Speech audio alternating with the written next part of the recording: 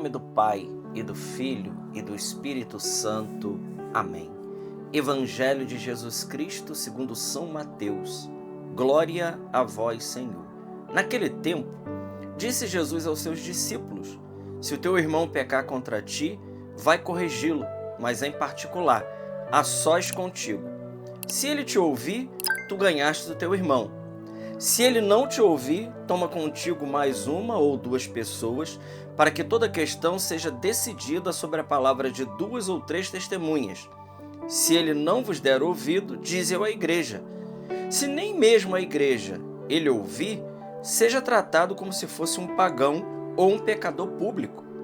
Em verdade vos digo, tudo que ligares na terra será ligado no céu, e tudo que desligares na terra será desligado no céu. De novo eu vos digo, se 2 de vós estiverem de acordo na terra sobre qualquer coisa que quiserem pedir, isto vos será concedido por meu Pai que está nos céus. Pois onde 2 ou 3 estiverem reunidos em meu nome, eu estou ali, no meio deles. Palavra da salvação. Glória a vós, Senhor. Meus irmãos, nesta quarta-feira, dia 13 de agosto, Evangelho de São Mateus, capítulo 18, versículos de 15 a 20. Gostaria hoje de dividir esse evangelho em 2 momentos, né? O primeiro momento é aquele que Jesus fala a respeito da correção fraterna. E veja, meus irmãos, esse ensinamento de Jesus é um ensinamento para a vida. Sim, se nós seguíssemos esse ensinamento de Jesus, muitos problemas seriam resolvidos. Muitos problemas familiares, muitos problemas na comunidade, muitos problemas no ambiente de trabalho, né? Jesus aqui está ensinando a receita para evitar e não praticar de maneira alguma a fofoca. Sim, Jesus aqui está dizendo, se o teu irmão pecar contra ti, vai corrigi-lo em particular.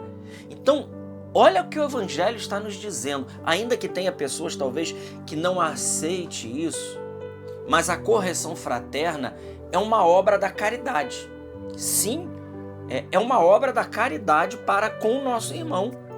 É um dever da caridade a correção fraterna, porque é impossível que a gente veja o tempo todo uma pessoa fazendo algo que está errado, e está errado às vezes para conosco, e a gente simplesmente ignore esse fato, ou ache que isso é normal. Então o Evangelho está nos ensinando, se teu irmão pecar contra ti, ou seja, se tiver alguma querela, se tiver alguma coisa que não esteja resolvida, o Evangelho pede chame a pessoa para conversar.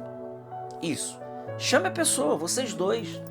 Não é colocar na rede social, não é gravar um vídeo e colocar no YouTube, não é dizer para outras pessoas, porque isso daí gera um problema muito maior.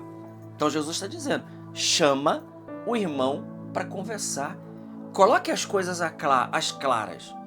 E veja, meus irmãos, esse primeiro passo, ele já evita um monte de problema. Sim, evita um monte de problema, porque quando a gente é transparente, quando a gente é sincero, isso salva, isso liberta, isso traz uma grande libertação. O Evangelho está dizendo, bom, se ele não te ouvir, então leve 1 ou 2 pessoas como testemunha para que a questão seja resolvida. Então, é aí que a gente pede ajuda para poder lidar com a situação. E veja que o Evangelho diz, não chame uma multidão, chame 1 ou 2 pessoas. Chame 1 ou 2 pessoas que sejam pessoas de intercessão, que sejam pessoas de oração, que sejam pessoas equilibradas, para que possam, junto com você, discernir a situação e tentar ajudar, não atrapalhar, mas tentar ajudar aquela situação. Mas o Evangelho continua.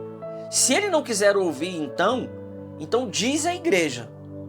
Sim, aí nós vamos à instância maior.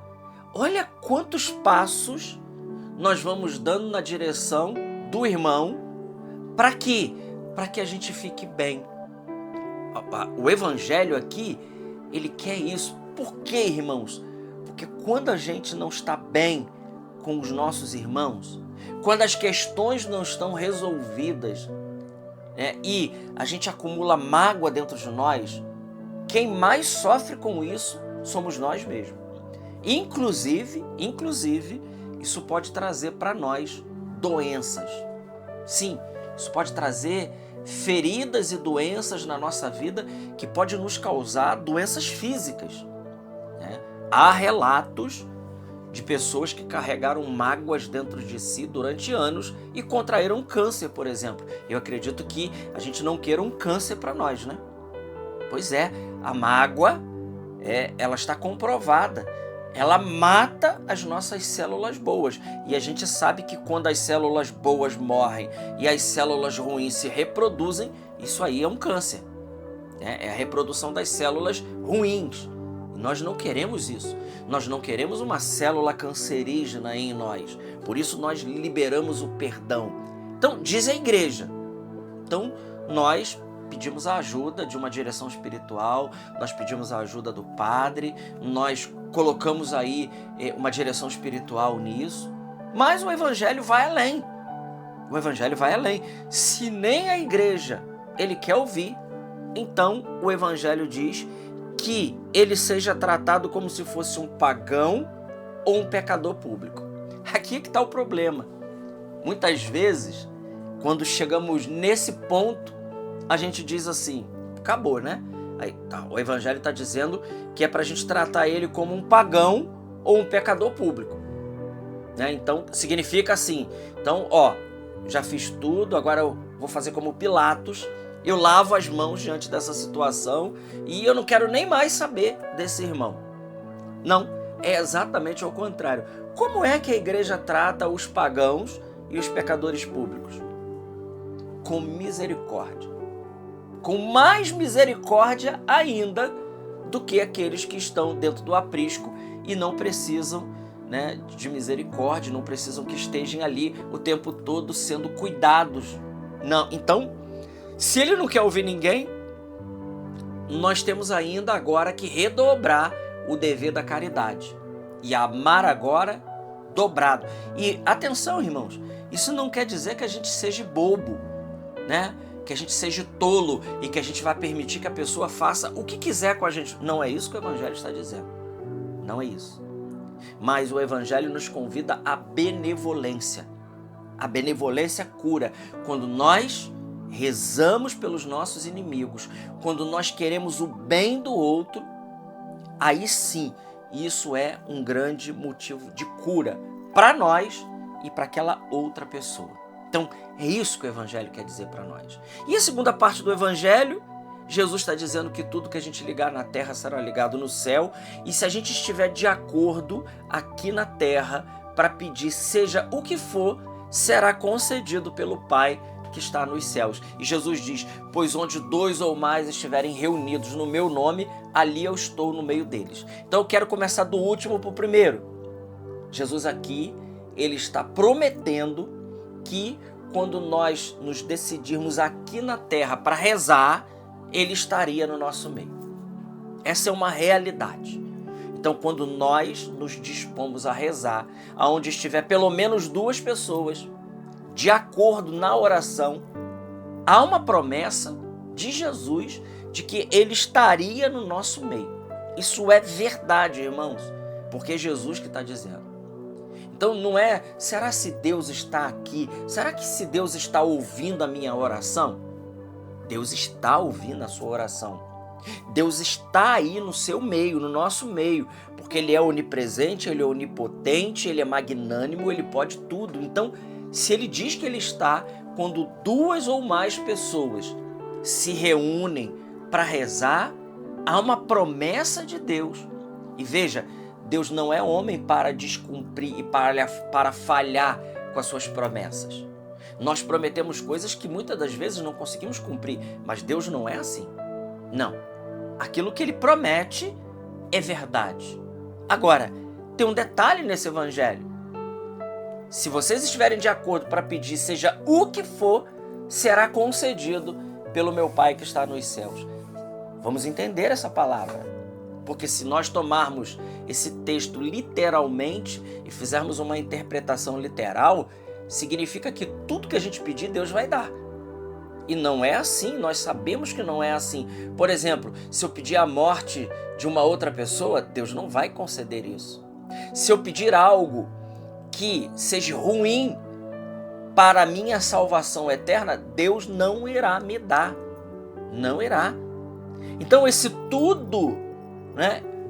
Esse tudo que nós pedirmos, Deus concederá, é tudo aquilo que concorre para o bem da salvação da minha alma. Aí Deus dá. E é possível a gente saber disso, que eu estou dizendo agora aqui, porque a palavra de Deus nos diz isso. São Tiago diz o seguinte: até agora vocês não pediram nada, por isso vocês não recebem.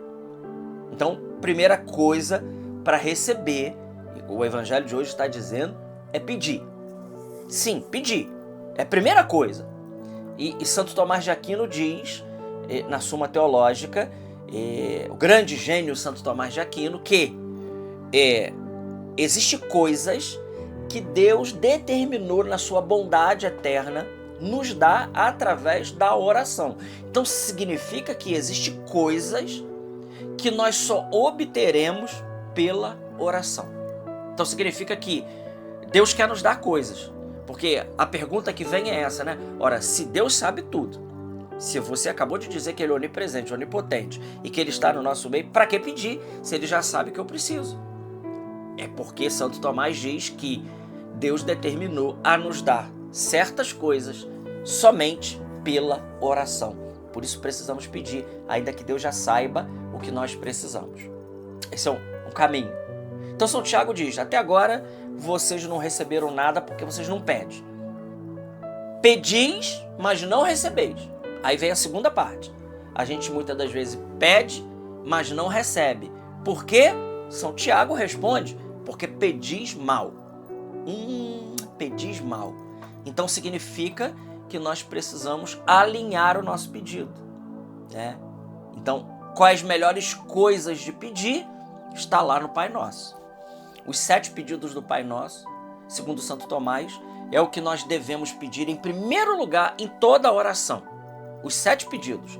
Pedir que seja santificado o nome de Deus, pedir que venha o reino de Deus, pedir que seja feita a vontade de Deus, o pão de cada dia, que a gente perdoe os nossos inimigos, que não nos deixe cair em tentação e que nos livre do maligno.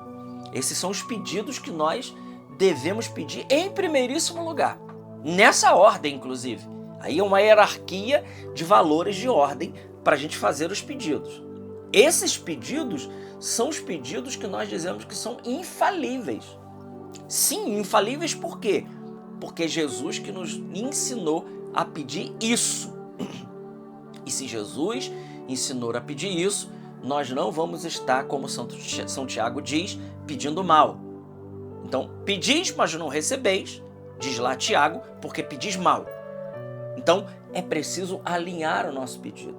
Então, Deus ele dará sim, ele dará aquilo que a gente pedir aqui, mas aquilo que estiver de acordo para a salvação, concorrendo para o bem da nossa alma, para o bem da nossa casa, para o bem da nossa família, para o bem de todas as coisas. Às vezes nós estamos pedindo algo bom, algo lícito, bom, mas que ele é um bem em si mesmo, mas muitas das vezes ele não é um bem para mim, entendeu? E aí Deus não dá, né? Por exemplo, o emprego é algo bom, é algo justo, é algo santo, mas se aquele emprego ele for motivo de condenação para a tua alma, Deus não dará aquele emprego, te dará outro, não aquele, né? Porque aquele ramo de trabalho pode te levar para o inferno. E entre um trabalho e a salvação eterna da nossa alma, é evidente que numa hierarquia de valores, a salvação eterna da nossa alma é muito mais importante do que qualquer outra realidade que a gente viva aqui nesse mundo. Então, veja, primeira coisa, correção fraterna. Jesus nos ensina como proceder, com toda tranquilidade. E depois, Jesus nos ensina nesse evangelho a fazermos os pedidos certos e obter de Deus, porque Ele promete que está onde 2 ou mais estão reunidos, Ele promete que Ele está ali, Ele nos dará tudo aquilo que for necessário para a salvação das nossas almas. Glória ao Pai, ao Filho e ao Espírito Santo, como era no princípio, agora e sempre. Amém. Salve Maria Imaculada.